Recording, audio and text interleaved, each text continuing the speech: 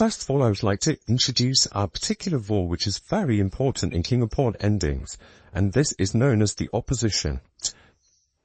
During the later stages of the game, the king becomes an extremely valuable and important piece. It can become very strong in the endgame, and usually one of your biggest fighters. So there's something that you need to know in order to be able to use your king correctly, and this is called the opposition. Now, when the two kings meet each other like this, with only one square in between, this is known as the direct opposition. Now, there are three critical squares here, in which you'd like to be able to advance to. So whoever has the move here has the disadvantage, because you cannot progress any further forwards. And once you move to the side, then your opponent can advance to one of those key squares. So it's known to be a disadvantage if you have the move here. So if you play the move to get into the opposition, then you are at the advantage. So the opposition is a very key point when in King and Pawn endings, and often whoever has the opposition usually gets the results that they are favourable for. So it's very important to understand this sort of opposition. Now, if I was to add a pawn in the middle of this, this would be an easy draw, because the black is right in front of the pawn, and white therefore cannot push him out the way and progress. Now you will see the situation here, and that black always manages to get the opposition. So for example, even if it's white to go and white was to move to the side, black would then move straight backwards. If he goes to the side, then white will get the opposition. So he usually tries to avoid this and plays immediately backwards. And then as soon as white tries to progress, he gets the opposition, so that white cannot get to one of these three squares. And then white therefore has only one choice to progress, and that's to go to d4. So black then always goes in front of the pawn. And this sort of thing could happen all the way up the board. And white never gets anywhere, unfortunately. It's a slightly different situation if the pawn is a rook's pawn, and this pawn is trying to get to the end of the board. But should it progress immediately, then it will become stalemate, so we can't do this. And if it's black's to play, then black will get the opposition here. And then if white goes here, then it's got no choice but to get stalemate here again. So it's quite tricky. The opposition is very important. And just want to go back to the opposition again. And this not always one square apart would count the opposition. There is something called the distance opposition, and this all applies several rows back. So as long as there is an odd number between the kings, so for example here's 1, 2, 3, 4, 5 squares between the kings, then this will count as the opposition. This is called a distant opposition, but the principle still applies, that you keep manoeuvring in and out the opposition until you come close, and then it will become very apparent as to who's got the advantage, who's got the disadvantage. But whoever it is to move here will be at a disadvantage. So if I go on to show the different other oppositions, so you can also have a distant opposition here, diagonal distant opposition. So there are 3 squares between it here, and this is diagonally distant opposition, so it can work in different directions. And this would be the diagonal opposition, but it's immediate to that opposition, which only has 1 square in it, but the same sort of thing happens. If one pattern tries to move out of the way, the other pattern will progress in near the direction. So the rule of the opposition applies as such. Now, this doesn't look like it is an opposition, but it is in fact one, because if you look at the rectangle that the 2 kings make, as you always do this, you can see, then, and if you look up the corners of these rectangle, they are all the same colour, white in this case. This will count as the opposition. So whoever it is to move will have a disadvantage. So for example, if you play king d2 here, then black can play something like king f8, and you could see the same thing happened again with this rectangle. It's the opposition once again. And if white was to play king e2, then he could come king e8 and is in the distant opposition here. and you could see, and this is becoming much clearer. So if white was to try it to near up, you can see the black now, but again, it's a distant opposition because there are 3 squares between them. And if white was to come forward, then gradually you can see this is the direct opposition. So it's just something to be aware of whenever you maneuver your king around a king of pawn endings, that you want to try and get the opposition and you don't want to be the one with the move. So if you bear this in mind at the ways of trying to work out the opposition, about checking the rectangle and the colours of each of the corners, and remember this diagonal opposition and distant opposition, if you take all those into account and be aware of where you move your king to, it's usually best if you get the opposition, and so you move into the opposition and make your opponent have the move.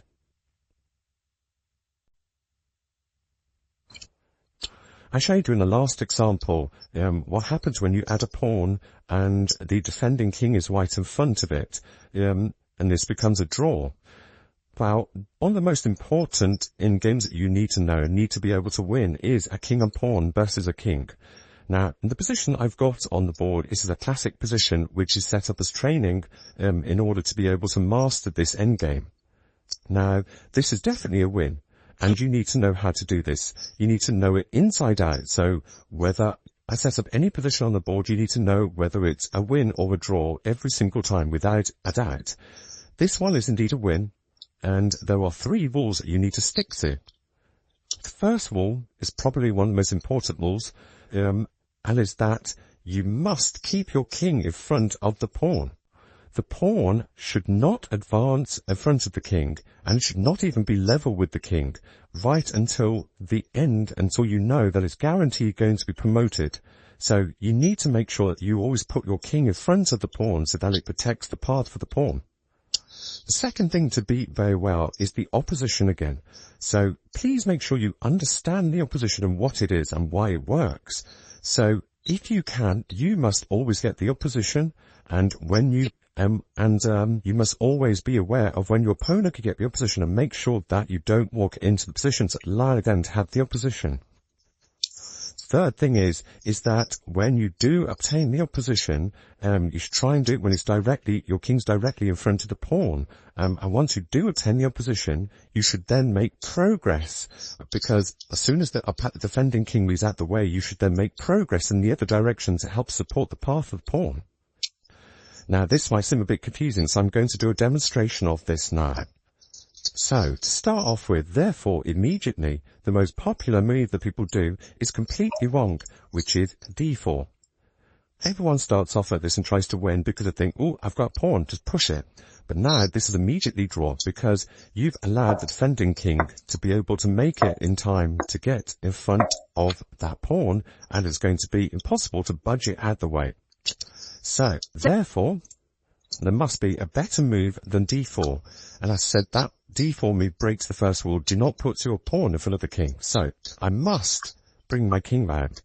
Then, you have to work your way towards the front of the pawn.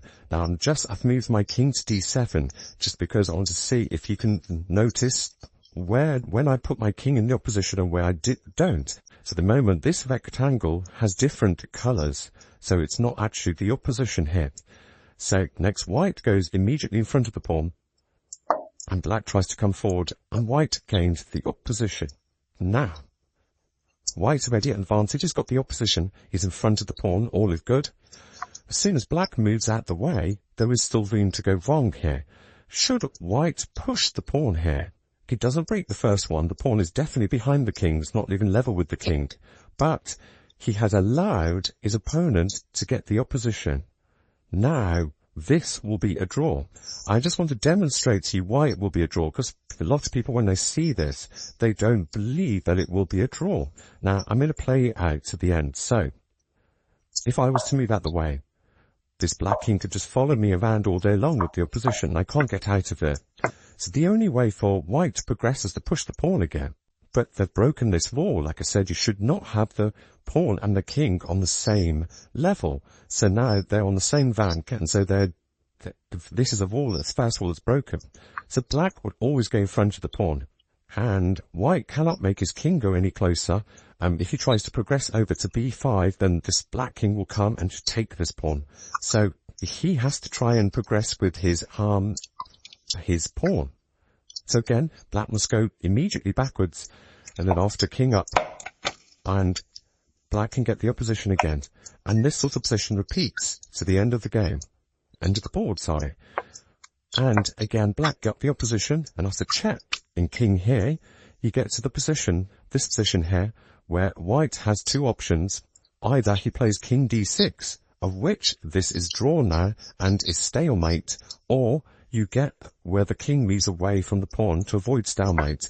Then black can simply just take the pawn, and it's also a draw. So that comes all the way at the beginning, from when black's just gone at king e6, d3 would then be a mistake because you're allowing black to get the opposition. So if you remember the third rule, it said when you get the opposition, make sure that you make progress. So previously black just played king to e6 and moved out the way. So you must make progress by playing king to c5. And now you can see you're so far in front of the pawn that you're trying to protect the path for the pawn to come forwards. And you're just near enough the pawn for it to be defended. So for example, if the black king tries to come towards the pawn, you can now play check. And this doesn't break any of the rules because the pawn is still behind the king. And now after king e5, you can progress and you've got a horizontal opposition if you look at this.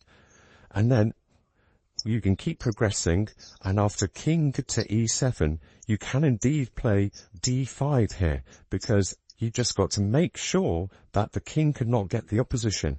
And also this is where you're going to reach the key moment, because once the pawn has reached the fifth rank, it doesn't matter if black can get the opposition because you reach the key position. So for example, if I come to king here and the king here, this is the aim of what you're trying to get to. This is the key position. If you get here, it doesn't matter whose move it is. It's always a win for white, because in this case it's black to move, so he can't get the opposition. He's clocked me there to the opposition. And then after king here, you've protected all the path all the way to the end of the board of the pawn. So there's nothing black can do about it. But say if it was white's move here. Now, because the pawn's already reached the fifth rank, even though black can get the opposition, after d6, king here, d7, black still has a space to go to by going king c7. Then after king e7, there's nothing you can do about to d8 and queen. So that's the aim of that position that you're trying to get to. So after d5, even though black can play king e8 and get the diagonal opposition, it does not matter, because white can play king d6, and after king d8 you've reached that dream position where you know whoever's move it is, you will win. So there are other couple tricky moments here when, for example, let's go back to king c5. Say if black tried to play king to d7, which is quite a tricky move here. Now, I see a lot of people go wrong again here by playing d4, and after pawn d4, it looks like again you're not breaking the rule because the pawn is still behind the king. But unfortunately, after king c7, you've allowed your opponent to get the opposition, and now this is a draw again, because the king will keep following you around, and you cannot make progress until you break one of the rules of allowing your pawn to reach the same level as your king. So therefore, after king d7, you have to be very careful. And if you can, as I said, you should get the opposition, which is directly in front of the pawn. So when in doubt, you should just get the opposition. So king d5 is a much more superior move. Then as soon as the king moves out the way, you make progress. And you can see you've already given your pawn so many squares supported to the end of the board. And after king here, you can even get the opposition again. And after king here, then your pawn is going to be supported pretty much all the way to the end of the board. And there's absolutely nothing they can do about it.